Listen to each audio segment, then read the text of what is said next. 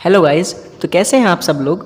आज हम लोग बात करने वाले हैं टिकटॉक के बारे में, जो कि अभी कल तक तो बहुत पॉपुलर था हमारे इंडिया में, और आज वो हमारे प्ले स्टोर पे और एंड्रॉयड फ़ोन्स में नहीं है बिकॉज ऑफ इंडियन गवर्नमेंट ने उसको बैन कर दिया है। कल शाम को ये डिक्लेयर हो गया कि अब जो है टिकटॉक समेत चाइना के 59 ऐप्स जो थे वो इंडिया में बैन हो चुके हैं टोटली। टिकटॉक के साथ साथ जैसे कि देख सकते हैं हम लोग लाइकी, हेलो, वीगो और एटसेट्रा 59 ऐप्स जो हैं वो टोटली बैन हो गए हैं इंडिया में।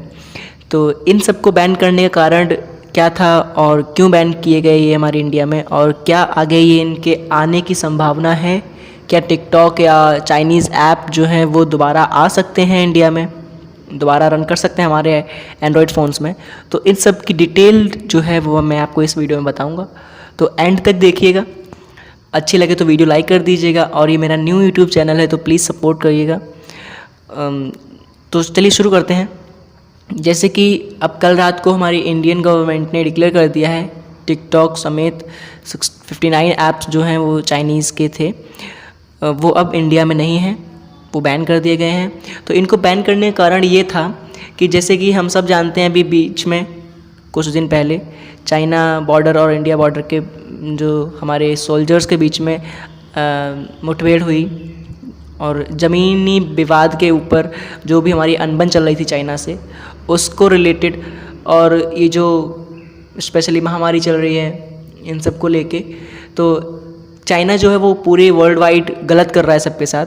तो इसलिए जो है मतलब इंडिया के साथ भी जो गलत हुआ तो उसके माइंड में लेते हुए इंडियन गवर्नमेंट ने चाइना के जो ऐप्स थे उनको बैन करने का डिसीजन लिया। बात ये भी हो रही थी कि चाइना के जो सामान आता है चाइना से उसको बैन करने का, लेकिन उसको बैन करने से एक जो बोलते हैं झटका लगना वो लग सकता था। जैसे कि हमारे इंडिया में चाइना से कई सारी चीज़ें ऐसी आती हैं जो डेली यूज़ और मोस्ट इम्पॉर्टेंट है, तो इसलिए उनको ना देखते हुए तो चाइना के ऐप्स जो हैं उनको बैन कर दिया गया है।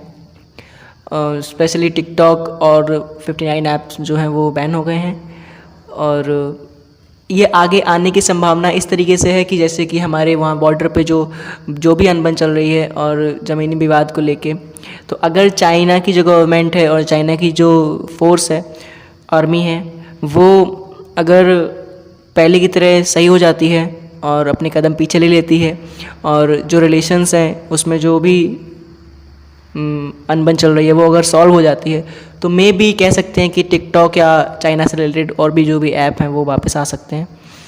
और क्योंकि अब हम सब जानते हैं कि टिकटॉक से जुड़े हुए हमारे इंडिया में कई सारे लोगों का घर चलता था, कई सारे लोग इससे अपनी रोटी पानी चलाते थे।